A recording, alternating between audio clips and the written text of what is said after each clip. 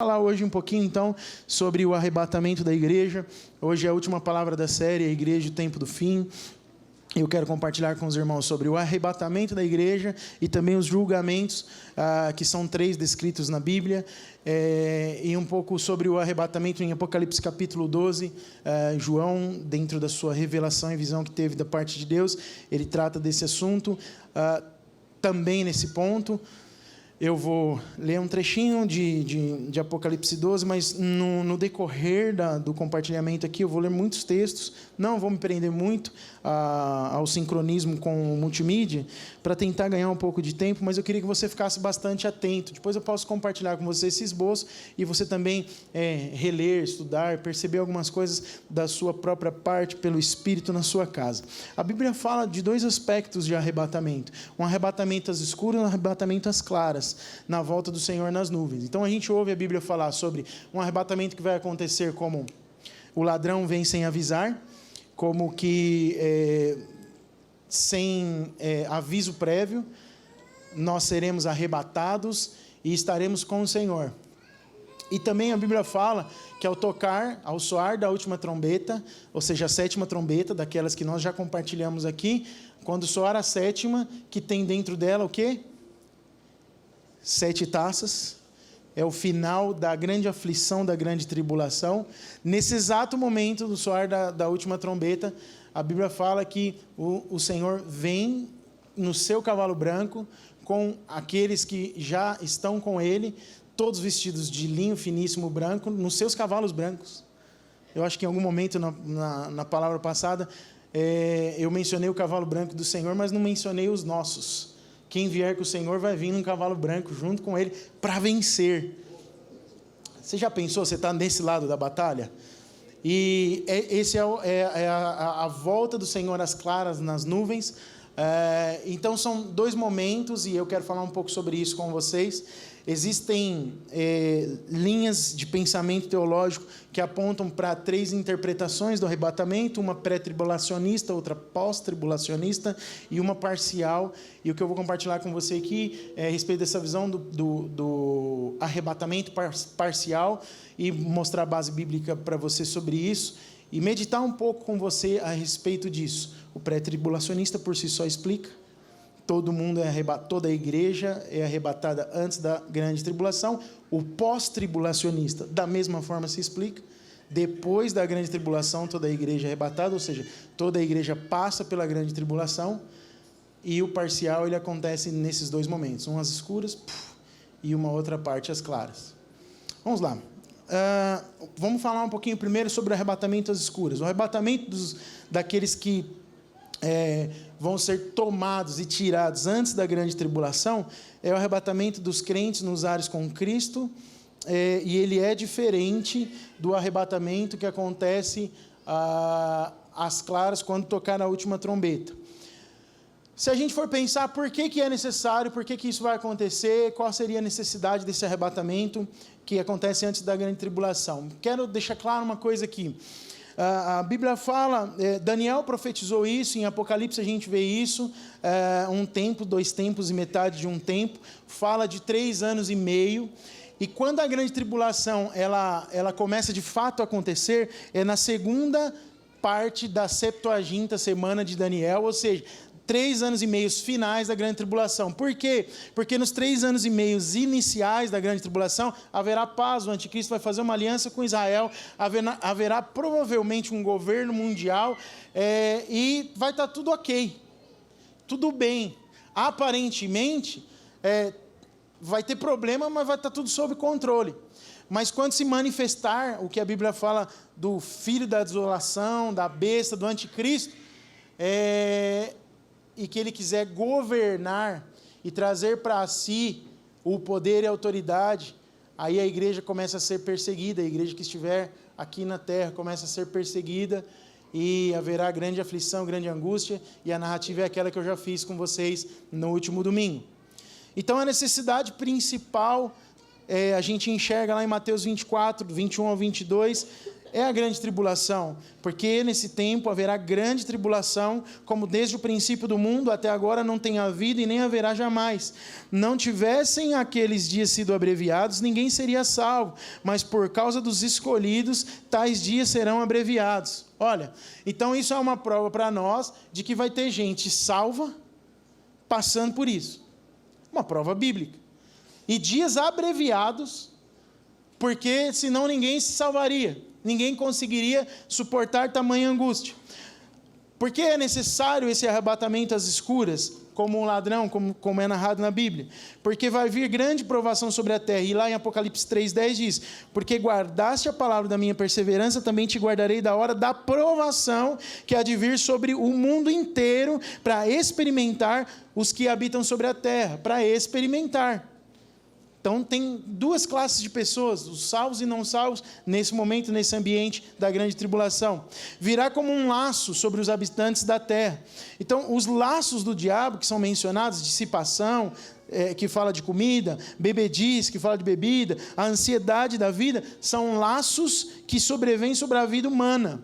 Nós precisamos ter cuidado para não sermos embriagados com o cuidado da vida humana pura e simplesmente, e não cairmos nos extremos de não trabalhar e nem estudar, ou ignorar a necessidade que se tem enquanto ser humano, mas enquanto fazemos isso, isso não nos deve embriagar de forma tal que nós não venhamos a vigiar, orar e estar prontos para o arrebatamento. Em Lucas 21, 34 e 35, 2 versículos, diz assim: acautelai-vos, pois, vós mesmos, para que nunca vos suceda que o vosso coração fique sobrecarregado com consequências da orgia, embriaguez e preocupações deste mundo, e para que aquele dia não venha sobre vós repentinamente como um laço.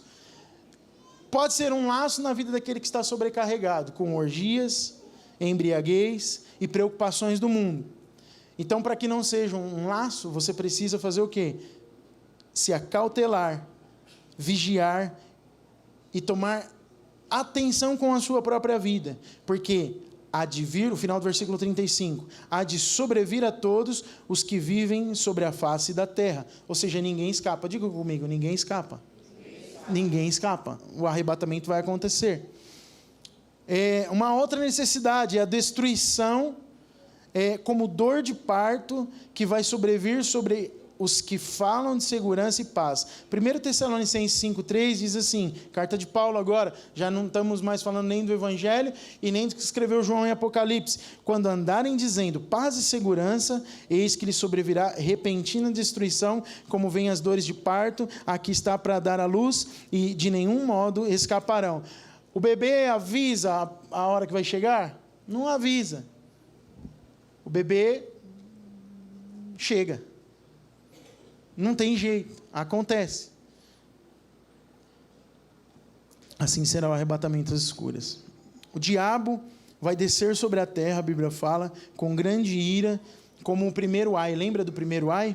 Ele vem para destruir quem estiver sobre a terra. Apocalipse 12:12 diz: por isso festejai, ó céus, e vós, os que nele habitais, ai da terra e do mar, pois o diabo desceu até vós, cheio de grande cólera, sabendo que pouco tempo lhe resta. Ou seja, o diabo sabe que o tempo dele vai ser curto e ele vai querer fazer grande destruição. A Bíblia fala ainda do grande dragão que vai trazer guerra contra os restantes da descendência da mulher. O Apocalipse 12, a Bíblia fala de uma totalidade do povo de Deus, usando simbolicamente a mulher e um filho varão, que é um filho que vai nascer, e fala do restante da descendência e os filhos de Israel. Estes são dois grupos, né? Os que guardam, é muito interessante, aqueles que guardam a lei, que são os judeus, e há um selo, isso está em Apocalipse capítulo 10, sobre a vida dessas pessoas, e que há uma consideração, um julgamento específico para eles, que apesar de guardarem a lei, reconhecem Jesus, mas não é a sua totalidade, isso é algo específico para judeus e israelitas. Você já deve ter ouvido falar dos 144 mil. Não vou entrar nisso aqui, porque dá mais um bom tempo de conversa, mas depois você lê lá em Apocalipse capítulo 10, mas o povo de Deus também estará nesse tempo sendo guardado pelo Senhor. A besta e o anticristo vai fazer guerra contra os santos e será um tempo de grande aflição, Apocalipse 13, 7. Mas existem promessas que estão embutidas nesse arrebatamento, e que é o arrebatamento que nós desejamos, que nós ansiamos. Quando eu penso nisso, eu lembro que há um tempo atrás, um bom tempo atrás, o meu coração se angustiava. Você já pensou no arrebatamento e se angustiou no coração?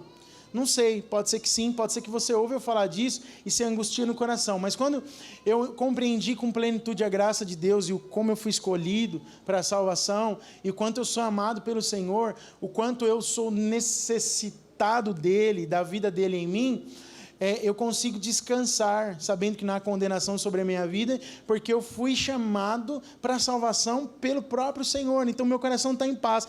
Apesar de ouvir sobre destruição, eu sei que o que está reservado para mim é uma eternidade com o meu Jesus, com o meu Pai Celestial, eu, meu irmão mais velho, e o Pai Celestial que nos criou, Ele tem preparado para nós um tempo de grande deleite na sua presença. Então eu sinto paz. Eu acho que é tempo de você perceber no seu coração o que gera no seu coração falar disso. O que está produzindo no seu coração falar disso? E existem promessas de Deus, né? As promessas que são relativas ao arrebatamento antes da grande tribulação, você olha lá para Lucas 21, 36, que eu já li num outro momento, e li um outro versículo que faz paráfrase a esse, mas diz: vigiai, pois, em todo tempo, orando, para que possais escapar de todas essas coisas que têm que suceder. Qual é a promessa? Escapar de todas essas coisas que têm que suceder. O que a Bíblia está dizendo? Tem que suceder. Irá suceder. Vai acontecer. Mas se você vigiar, pois, e se mantiver pronto, você vai escapar, você está livre disso. Isso traz paz no coração. Traz paz no seu coração? Amém? Nós precisamos olhar para a palavra de Deus e sentir paz. Escapar das coisas que têm de suceder e estar em pé na presença do Filho do Homem. Aleluia. Vai ser poderoso. Nós estaremos em pé na presença do Filho do Homem, em pé na presença de Jesus, enquanto o mundo passará por grande aflição. Outra promessa: nós seremos guardados na hora da provação. Já li Apocalipse 3,10 aqui para você. Porque guardaste a palavra da minha perseverança, eu vos guardarei, também vos guardarei da hora da provação que há de vir sobre o mundo inteiro. Qual deve ser a paz no meu e no seu coração? O que eu comumente falo com os irmãos aqui? Lá em Coríntios, o apóstolo Paulo fala isso, que em todas as promessas de Deus, temos nela o sim e o amém. Se eu creio em Jesus e tomei posse das promessas, por causa de saber que Ele já consumou a obra na cruz do Calvário, e eu desejo, anseio e guardo no meu coração a perseverança por conta de uma promessa dita, essa promessa se encaixa nisso. Que promessa? Que eu serei guardado num tempo de tribulação, que eu serei guardado e provido de segurança da parte de Deus num tempo de tribulação, portanto eu posso descansar. Mas quem é que descansa? Quem é que vive não apreensivo com isso e está tranquilo para a hora que o arrebatamento vier como as dores de parto, ou como um ladrão, ou repentinamente? É quem entendeu de fato o amor e a graça de Deus sobre a sua vida e vive uma vida de vigilância, oração, mas acima de tudo, de perseverança.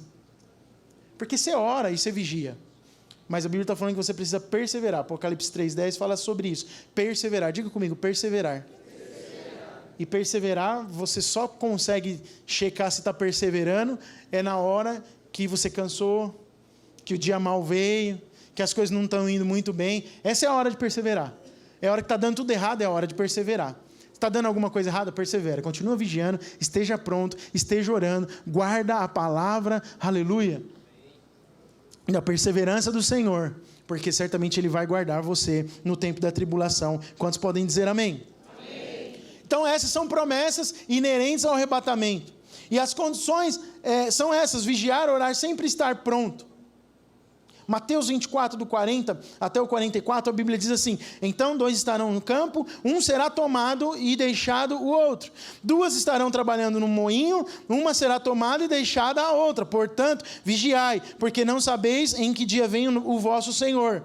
Mas considerai isto: se o pai de família soubesse a que hora viria o ladrão, vigiaria e não deixaria que fosse arrombada a sua casa. Por isso ficai também vós apercebidos, porque a hora que não cuidais, o Filho do Homem virá. Está claro para você que Jesus não vai vir anunciado nas nuvens, num cavalo branco, e falar: cheguei, pessoal. É como um ladrão. E a metáfora bíblica é muito clara. Estarão 2 trabalhando, um será tirado e o outro vai ficar. Estarão 2 no moinho, um será tirado, o outro vai ficar. Haverá um arrebatamento sem prévio aviso. Não haverá trombeta tocando nessa hora. Por quê? Porque é para o livramento do que a trombeta anunciará lá na frente. Está me entendendo? Amém. Lucas, também quero ler um outro texto aqui. Lucas 12, 35 diz assim: cingido esteja o vosso corpo, e acesas as vossas candeias. Do que fala isso? O que fala candeias acesas? Por que a candeia das 5 virgens despreparadas apagou na hora que o noivo chegou? Porque faltou óleo. Faltou azeite. Do que o azeite nos fala? Do enchimento do Espírito Santo. Efésios capítulo 5, versículo 18. Não vos embriagueis com o vinho, mas enchei-vos do Espírito. Crente cheio do Espírito não vai ser pego de surpresa no arrebatamento. Se o Espírito estiver borbulhando dentro de você, você não vai ser pego de surpresa. E preste bem atenção, isso não fala de salvação. Porque tem 2 categorias de pessoas vivendo sobre a face da terra nas igrejas.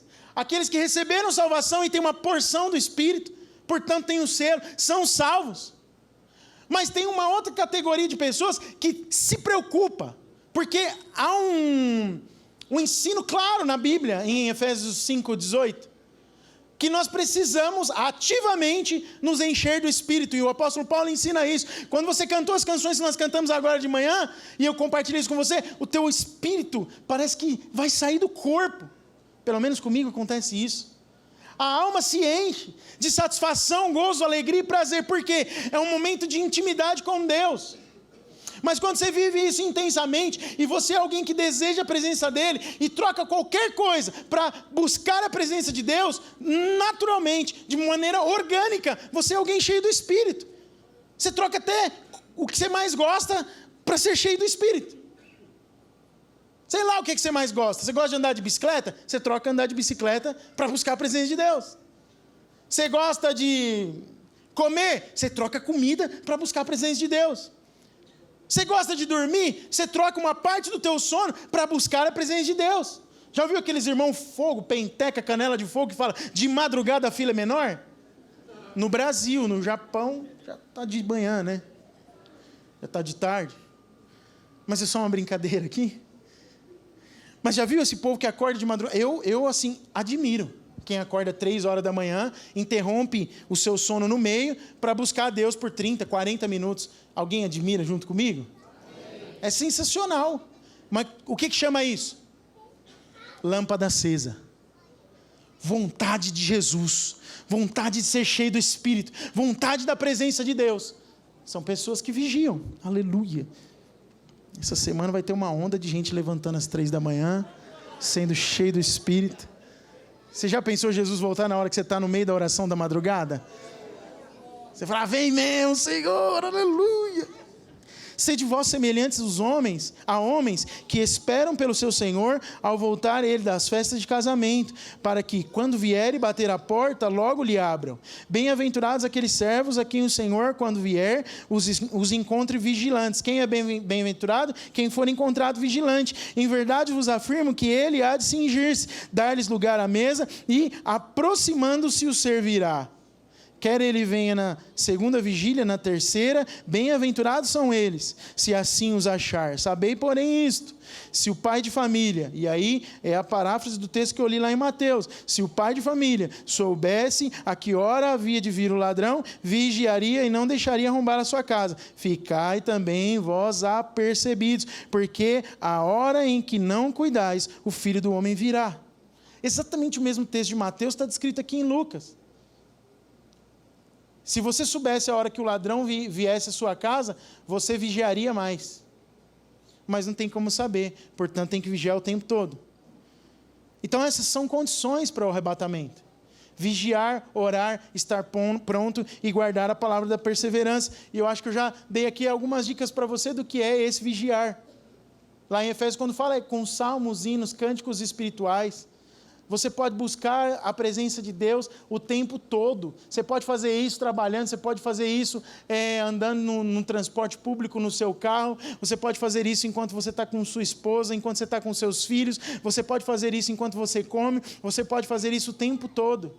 Enquanto você está acordado, você pode ter um coração que deseja e anseia o Senhor e que quer a presença dEle, que quer mais dEle. Qual é o tamanho da sua fome pela presença de Deus? O quanto você deseja Jesus? O quanto Jesus é de fato importante para você? É só uma palavra dita de quem diz que compreendeu a salvação? É uma palavra expressa pela sua boca? Ou é algo que queima de fato dentro do seu coração? Não podemos nos enganar. Não podemos nos enganar. Nós precisamos ser aqueles que desejam a volta do Senhor. E por que desejam a volta do Senhor? Amam porque foi amado primeiro. A minha atitude é só um retorno. Não é algo que tem fim em mim mesmo. Não é porque eu sou dotado. Não, é só um retorno daquilo que eu já entendi que recebi. Quantos entendem? Digam amém.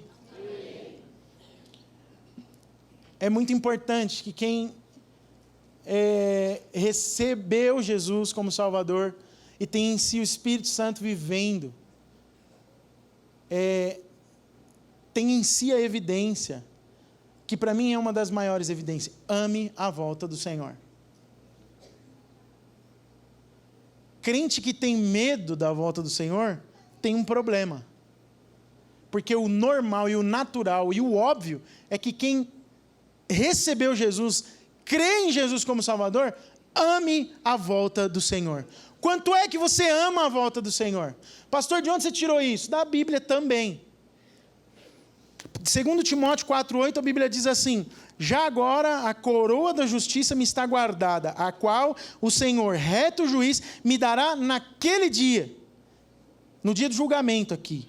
E não somente a mim, mas também a todos quantos amam a sua vinda. Alguém aqui ama a vinda do Senhor?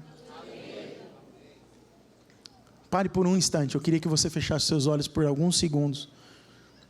E eu queria que você pensasse na vinda do Senhor. Eu queria que você pensasse sobre o arrebatamento. E no seu coração você checasse o quanto você tem amado a vinda do Senhor. A gente fala aqui muitas vezes sobre amor e fala que amor fala de uma atitude e não de uma palavra expressa. Eu queria que você pensasse o quanto você tem amado a vinda do Senhor.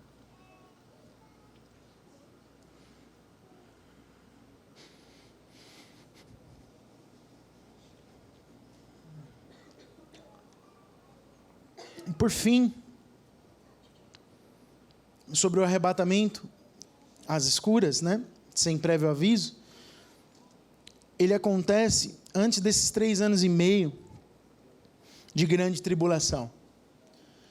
Não há uma precisão cronológica de calendário gregoriano, que é o que a gente conhece, de janeiro a dezembro. Tampouco uma possibilidade de encaixar perfeitamente uma sequência de fatos. Eu mostrei um pouco para os irmãos numa linha do tempo aqui. Dá para projetar essa linha do tempo, Arthur, por favor? Eu esqueci do meu sinalizador, mas é só para você ter uma ideia do que pode acontecer. Volta um slide, por favor. os selos acontecem e são os 4 cavalos, a gente já falou bastante disso na primeira palavra, mas esse arrebatamento secreto, que eu estou narrando aqui para você agora, narrado nesses textos bíblicos, ele acontece nesse momento em que os 4 selos já estão acontecendo, mas aí tem o clamor dos mártires no 5º selo, o 6º selo, e aí a primeira trombeta vai acontecer e começa uma grande destruição na terra. Então, eu entendo que do 4º selo até a primeira trombeta soar, em algum momento isso vai acontecer. Em algum momento, a igreja vai ser tomada e vai ser arrebatada e vai ser tirada da terra, e vai começar um tempo de grande aflição, de grandíssima aflição. Eu volto a repetir, quero tocar num ponto que eu falei na primeira palavra. Nós já estamos vivendo princípios de dores, irmãos. Se você não presta atenção no que está acontecendo ao seu redor, e aí eu não vou ficar aqui falando só de coronavírus, porque também é algo que né? O pessoal já perguntou para mim se eu já estou pensando na possibilidade de fazer culto só online. Porque vai ter uma epidemia aqui e de repente, né? Eu gosto de abraçar os irmãos e cumprimentar e dar a mão, vai ficar todo mundo coronorado. Vai ser um problema. Mas é uma aflição. Você percebe como as pessoas ficam aflitas. E nós ficamos, de certa forma, preocupados, né? Poxa, como é que chegou um caso de coronavírus confirmado no Brasil e o cara não fica isolado? Não, está isolado na casa dele. Aí você tem que engolir isso e tá bom, ok. Está na casa dele, pronto. Aí de um dia para o outro, 2 casos confirmados, 120 pessoas estão em suspeita. Mas não só isso. Lembra lá de 1/3 do mar destruído, das embarcações, da vida marinha? Eu estava pensando um pouco sobre isso. Não fica paranoico, tá bom? Eu não sou. Mas o que as pessoas mais fazem hoje em dia é proteger baleia e tartaruga. Já reparou isso? Tem campanha para todo lado. Não podemos matar as tartarugas, tem que procriar, não podemos matar as baleias e tal. E aí, essa semana, vira um naviozaço no litoral brasileiro, lá no Maranhão, com minério de ferro, porque rompeu o casco.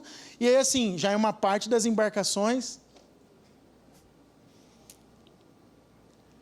E uma destruição, porque minério de ferro no mar é caos.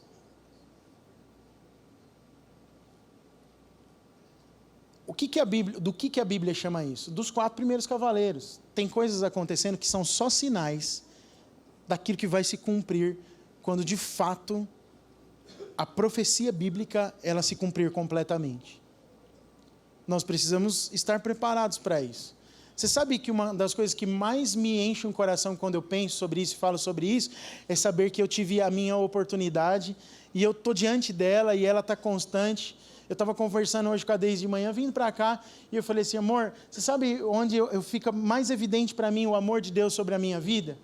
E falando sobre mim, onde fica mais evidente a graça de Deus e o poder dele sobre a minha vida, é que eu estou tendo muita chance. Eu estou tendo oportunidade demais de me permitir ser transformado. Pastor, você não define nada, quem define é o Senhor.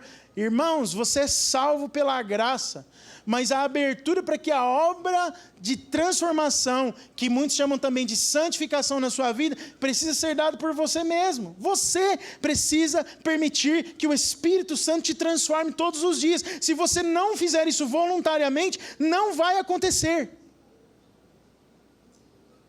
E aí quando eu olho para uma área da minha vida que precisa ser transformada e ainda não foi, eu falo, uau, Deus me deu mais um dia antes de que Ele volte, para que eu tenha a minha alma transformada. Isso é muita graça, isso é muito amor, isso é muito favor, porque amanhã eu posso morrer num acidente de carro e o meu tempo ter terminado. Sim ou não? Eu queria que você pensasse sobre isso, tem muita graça e muito favor sobre a sua vida. Sabe no fundo, o que a gente é sem Jesus? Um bando de miserável. Tirou Jesus, não serve para nada você e nem eu. O melhor que podemos fazer não vale nada. Mas quando põe Jesus na equação, a nossa vida ganha outra nuance. ganha outra expectativa, ganha outra possibilidade. E mais do que isso, como Ele sabe que a gente é lento no processo, Ele nos dá tempo, oportunidade e põe gente que nos ama para nos ajudar no processo de transformação da nossa vida. Se a gente desiste ou simplesmente ignora ou é indiferente a essa obra do Espírito na nossa vida, nós vamos prestar contas no dia do Senhor. E aí é uma questão que você não vai poder nem reclamar, porque a oportunidade você está tendo e eu estou tendo. Deus tem uma obra para fazer na sua vida, Deus tem uma obra para fazer na minha vida, a obra está em curso e você precisa abrir os olhos, abrir os ouvidos e mais do que isso, abrir o seu coração, porque a obra está em curso e tem um propósito, tem um dia do Senhor nos esperando no futuro.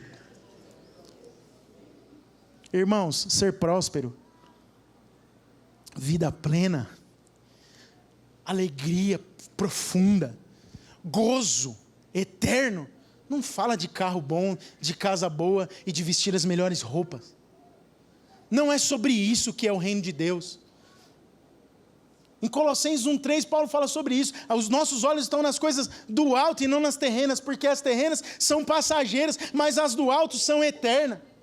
Jesus ensina nos evangelhos que tudo que nós acumularmos aqui na terra, a traça e a ferrugem vai comer, mas o que nós acumularmos na eternidade, nem a traça, nem a ferrugem e nem o inimigo das nossas almas poderá roubar. Então nós vivemos para quê? Para um sucesso terreno? Para um brilhantismo, para uma popularidade, para uma fama entre as pessoas e os homens, ou nós vivemos para uma eternidade que nós ansiamos em estar lá, sabe para quê? Para ser súdito do rei. Eu não estou preocupado se eu vou governar ou não, o meu coração já se enche de alegria de estar inserido no reino de Cristo, porque Pedro diz isso em 1 Pedro 2,9, ele diz: nós somos nação santa, propriedade exclusiva do nosso Deus, porque proclamamos a virtude daquele que nos amou, nós somos escolhidos, sacerdócio real, aleluia, somos sacerdotes, mas somos como os reis, príncipes e princesas que fazem parte de um reino. Isso não te empolga? Isso não enche seu coração de alegria? Deus te criou para esse propósito e você tem vivido um tempo de oportunidade de escolher entre isso e de não escolher isso. E como é que pode alguém, sabendo disso, não escolher isso? Pode, tem e haverá. Então o momento acontece antes dos 3 anos e meio. A grande tribulação é chamada de 3 anos e meio, ou segunda metade da 70ª semana de Daniel. Quero ler com você Apocalipse 12, do 5 ao 6, depois do 14 ao 17. Para finalizar esse arrebatamento. Nasceu-lhe, pois, um filho varão, que há de reger todas as nações com cetro de ferro, e o seu filho foi arrebatado para Deus até o seu trono. Lembra que lá nos evangelhos fala que é aquele que vigiar e que tiver o cuidado com a sua própria vida, tiver com a lâmpada acesa, vai ser arrebatado para o trono do Filho do Homem. Apocalipse está dizendo exatamente a mesma coisa. O filho varão, que fala da totalidade de uma mulher grávida, em Apocalipse 12, é esse que vai ser arrebatado, ou seja, é uma parte da totalidade da igreja que vai ser arrebatada para junto do trono. A mulher, porém, fugiu para o deserto, onde lhe havia Deus preparado lugar, para que nele a sustentem durante 1260 dias. O que são 1260 dias? 2 tempos e metade de um tempo. 3 tempos e metade de um tempo, que fala de 3 anos e meio, que é justamente essa metade da grande tribulação. Ou seja, a totalidade que ficou e não foi arrebatada, mas que está passando pela grande tribulação, será guardada pelo Senhor durante metade da grande tribulação. E foram dadas à mulher as 2 asas grandes como águia, para que voasse até o deserto e ao seu lugar, aí onde é sustentada durante um tempo, tempos e metade de um tempo, fora da vista da serpente. Irou-se o dragão contra a mulher, a ira de Satanás contra a igreja, e foi pelejar contra os restantes da sua descendência, os que guardam os mandamentos de Deus, e aí isso aponta para os judeus, e têm o testemunho de Jesus. Os judeus não têm o testemunho de Jesus. Quem tem o testemunho de Jesus é a igreja. Qual é a peleja do dragão, da serpente, que era a serpente do Gênesis e o dragão no Apocalipse. Qual é a peleja? É contra os descendentes do Senhor, os que guardam o mandamento, os judeus, mas os que guardam o testemunho de Jesus. Percebe que tem uma diferença entre esses dois povos? E se pôs em pé sobre a areia do mar. Até aqui somente. Uma parte da igreja vai passar por esse tempo de grande tribulação. Mas depois dessa grande angústia, e eu acredito que isso deve acontecer, e aí, bota aí a linha do tempo de novo, Arthur, por favor. A gente, já falei um pouco do momento do arrebatamento, que está, isso, aqui, logo entre os 4 selos e a sexta taça, o sexto selo, entre os 4 e o sexto, e aí vão acontecer as trombetas, tal, a grande tribulação, tudo que eu já compartilhei. Próximo slide, por favor. Vai acontecer um negócio chamado, a Bíblia chama isso em Apocalipse de ceifa. É a primeira expressão ali nesse slide. A ceifa é o arrebatamento às claras. Quero ler com você Apocalipse 14, do 14 ao 16. Diz assim: olhei e eis uma nuvem branca, e sentado sobre a nuvem, um semelhante ao Filho do Homem, tendo na cabeça uma coroa de ouro e na mão uma foice afiada. Outro anjo saiu do santuário, gritando em grande voz, para aquele que se achava sentado sobre a nuvem: toma a tua foice e ceifa, pois chegou a hora de ceifar, visto que a seara da terra já amadureceu. Ou seja, os filhos estão prontos, o fruto está pronto e pode ser tomado, já está maduro. E aquele que estava sentado sobre a nuvem passou a foice sobre a terra, e a terra foi ceifada. Volta lá na linha do tempo, por favor. Esse é o momento em que a 7ª trombeta toca, e na 7ª trombeta tem 7 taças. Nas 7 taças, coisas terríveis acontecem, né?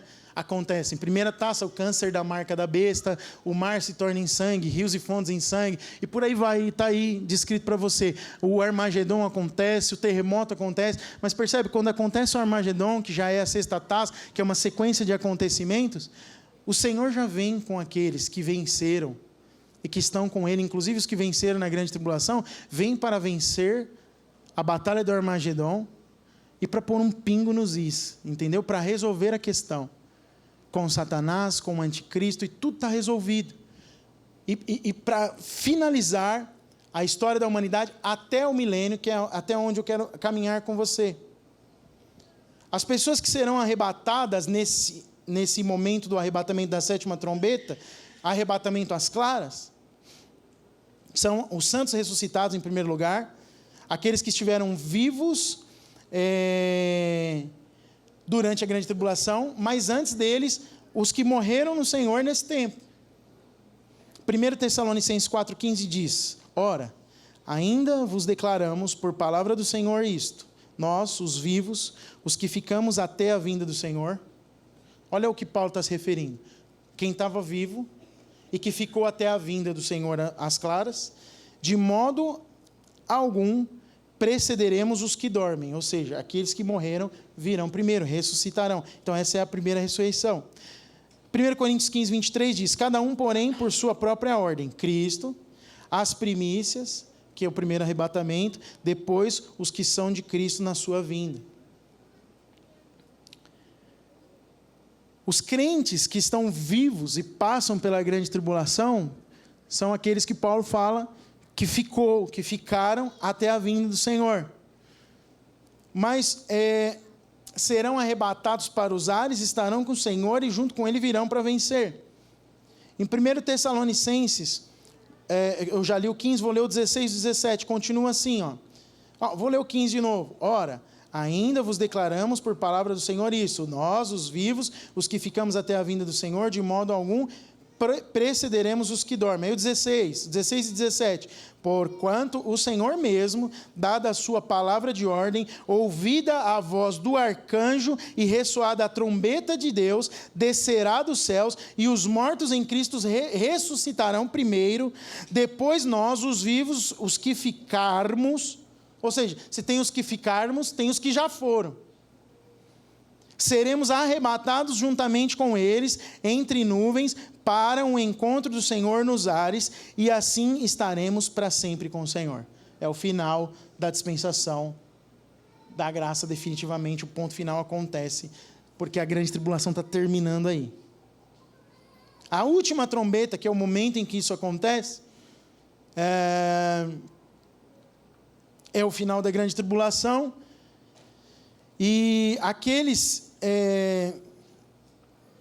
que creem no nome do Senhor, apesar de terem passado por grande luta e grande dificuldade, eles vão ser guardados em algum momento.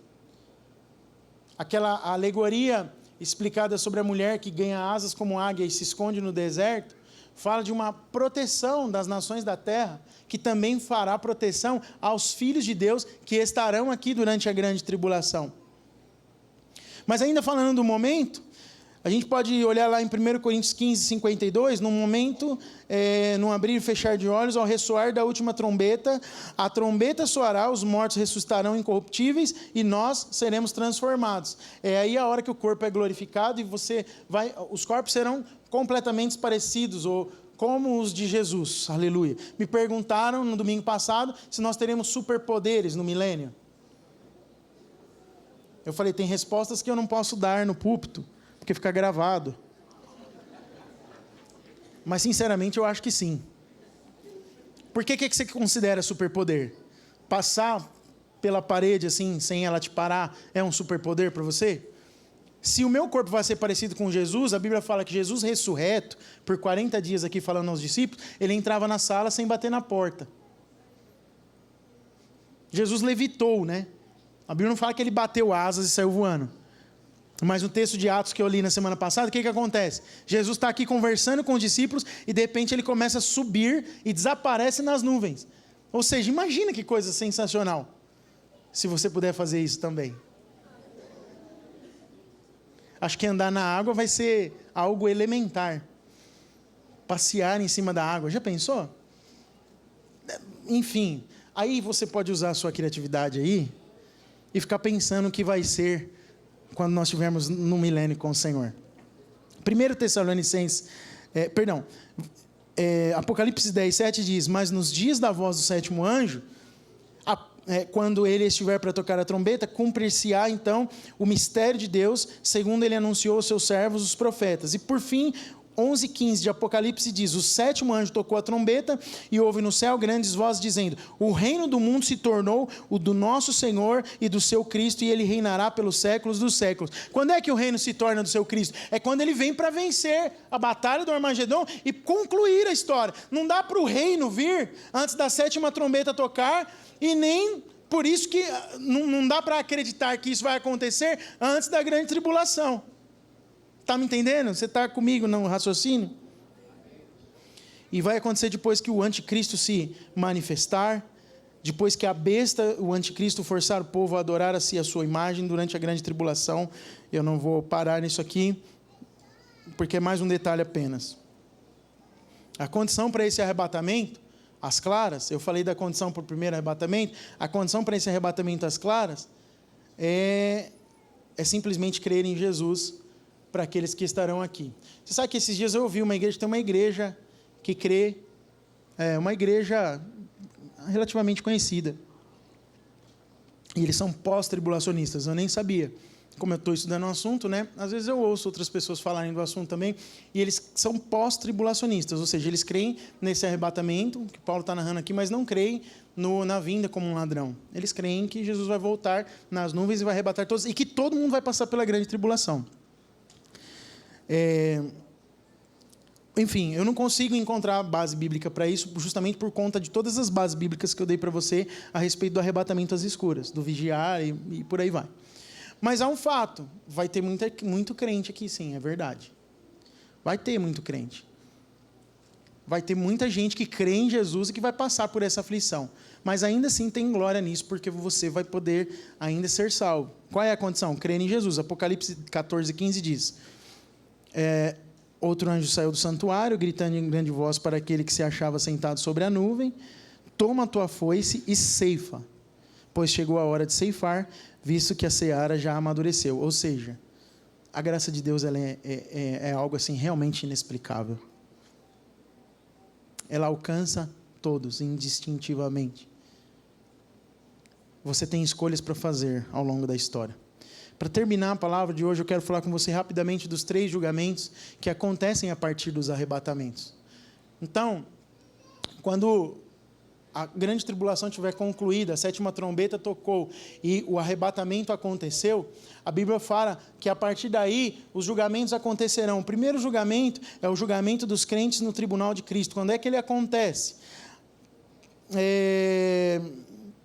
O julgamento acontece após a ceifa, após o momento em que todos que creem em Jesus estão arrebatados com Ele. Quando os mortos salvos ressuscitam, pensa naquela pessoa querida e amada que você teve, que ressuscitou, foi levado, teve o corpo transformado, foi levado para junto do Senhor, e todo mundo, tanto os que foram arrebatados no arrebatamento às escuras, como aqueles que foram arrebatados depois da grande tribulação, está com o Senhor. Nesse momento haverá o julgamento no grande tribunal de Cristo. O julgamento dos crentes não é um julgamento para condenação. E é uma coisa que eu acho que é muito importante ficar claro aqui para nós, que não é um julgamento universal. Deus não julga a igreja junto com pessoas comuns e nem vai julgar Satanás no mesmo tribunal. Vou falar de novo para ficar claro. É muito importante o conceito. Deus, há uma ideia, às vezes, no mundo, quase que de universalismo. Você já deve ter ouvido isso. Deus é tão bom, mas tão bom, que ele seria incapaz de mandar alguém para o inferno. Alguém já ouviu falar sobre isso? Mas Deus não manda ninguém para o inferno. Deus não mandou. Nós, em Adão, escolhemos o inferno. Quem está comigo no raciocínio? Mas aí Deus é tão bom, que Ele te deu uma possibilidade de se livrar do inferno. Como é que eu posso dizer que Deus é ruim, então? Se alguns estão indo para o inferno, porque não escolheram o Senhor. Eu posso dizer que Deus é ruim, porque alguns estão indo para o inferno, uma vez que Ele abriu a oportunidade para que todo mundo estava condenado ao inferno, sim ou não? Sim. Tinha alguém aqui diferente? Tinha alguém que já estava salvo antes de Jesus? Diga amém. Vocês realmente estão espertos nesses... Então, antes de Jesus, está todo mundo condenado. Aí Deus vem e fala assim, preciso resolver essa questão, vou enviar Jesus e vou salvar. É como um casal poderoso, cheio de grana, que já tem filho, mas ele vai no orfanato e tem lá 100 crianças. E aí ele vai lá e escolhe, sei lá, 2 para adotar, porque é o que ele pode. E ele adota as 2. Ele é ruim porque escolheu só 2, ou ele é bom porque escolheu 2? Tem um monte de gente aqui achando que ele é ruim.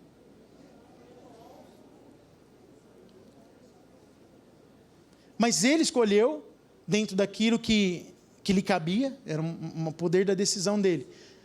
É a soberania da decisão daquele casal. Eu quero escolher esses 2 meninos para adotar. Então, ele está sendo bom, não está? Está dando a eles uma possibilidade que eles não tinham. Ele podia simplesmente não adotar ninguém. A Bíblia fala que nós somos adotados. O Espírito de adoção está em nós, pelo qual clamamos Abba, Pai. Quem que é adotado? É quem creu. A todos quantos o receberam, deu-lhes o poder de serem feitos filhos de Deus. Você recebeu Jesus? Amém. Você está adotado de verdade? Amém. Então você pode andar em paz. Agora, Deus é ruim porque alguém não recebeu Jesus? Não. Então essa ideia de que não tem julgamento, de que não tem, vai chegar o dia, irmãos. Mas são julgamentos, são tribunais distintos. O tribunal de Cristo fala do julgamento das obras. Olha só, ele acontece logo depois da ceifa e tem a ver com as obras. João 3,18 diz assim, quem crê não é julgado, o que não crê já está julgado, porquanto não crê no nome do unigênito Filho de Deus. Em Romanos 8,1 diz, agora nenhuma condenação há para quem está em Cristo Jesus. Amém? Amém mesmo? Mas 2 Coríntios 5,10 diz assim, porque importa que todos nós compareçamos perante o quê? Tribunal de Cristo, para que cada um receba segundo o quê? O bem ou o mal que tiver feito por onde? Por meio do corpo, ou seja, significa que quem está no corpo, que corpo? Corpo de Cristo. você pode ou não fazer coisas boas ou coisas ruins. Pedro fala que nós somos salvos para boas. Significa que tem crente que faz uma obra adequada e outros que não fazem uma obra adequada. Então sua obra vai ser julgada diante do tribunal de Cristo. A minha também. 1 Coríntios 3, 10 a 15 diz assim: segundo a graça de Deus que me foi dada, lancei o fundamento como prudente construtor, e outro edifica sobre ele. Eu estou terminando, queria que você botasse atenção nesse finalzinho. Porém, cada um veja como edifica, porque ninguém pode lançar outro fundamento, além do que foi posto, o qual é Jesus Cristo. Contudo, se o que alguém edifica sobre o fundamento é ouro, prata ou pedras preciosas, madeira, feno ou palha, manifesta se tornará a obra de cada um, pois o dia a demonstrará, porque está sendo revelada pelo fogo. E qual seja a obra de cada um, o próprio fogo aprovará. Se permanecer a obra de alguém que sobre o fundamento edificou, esse receberá galardão. Diga comigo, receberá galardão. Quem receberá galardão? Aquele que a obra permanecer. Amém? Todos entendem isso comigo? E se a obra de alguém se queimar, sofrerá dano. Se a obra de alguém se queimar, sofrerá dano. Mas esse mesmo será salvo. Ou seja, não é um julgamento de condenação. Esse será salvo, todavia, como que através do fogo. Por quê? Porque a obra que a gente está fazendo aqui, ela será provada. Como? Pelo fogo. Nós não precisamos ter medo do fogo. Porque o fogo, ele justamente nos purifica. O que é ouro, pedra preciosa, prata, o que está sendo edificado, que deve permanecer, não será queimado pelo fogo. E o que é ruim, o fogo consome. Esse é o primeiro julgamento, é o julgamento dos crentes, mas aí tem o julgamento das nações, por ocasião da volta de Cristo. Vou falar bem rapidamente. Acontece logo em seguida do primeiro julgamento, depois que o Senhor volta para assumir o governo da terra junto com os crentes.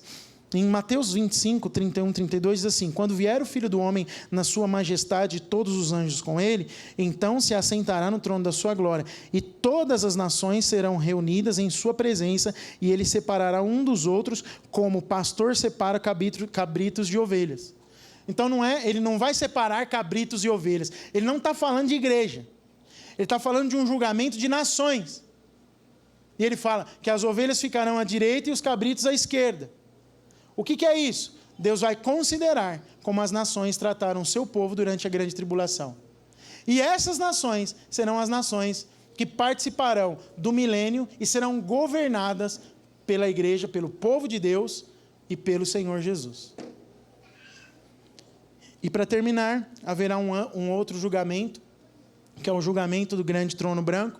Mas antes de falar desse último julgamento, rapidamente, quando acontecerem os 2 primeiros julgamentos, nós entraremos no milênio, que é a nova dispensação, e reinaremos sobre as nações. É muito curioso, porque, sabe quando nós cantamos? Sem pranto, angústia, dor, sem morte, ali, não haverá morte, nós já teremos um corpo transformado, nós já estaremos com o Senhor. A grande tribulação, o dia mau, o dia da ira de Deus já vai ter passado, estaremos com o Senhor. Terão mortos que morreram sem crer no Senhor, durante a grande tribulação, antes dela, estarão mortos e que não foram julgados ainda, percebe? Não foi resolvido. Satanás foi enviado para a terra para o final da grande tribulação, foi vencido, Jesus vai prendê-lo, por 1000 anos ele será preso e acorrentado, e ele será solto ao final do milênio.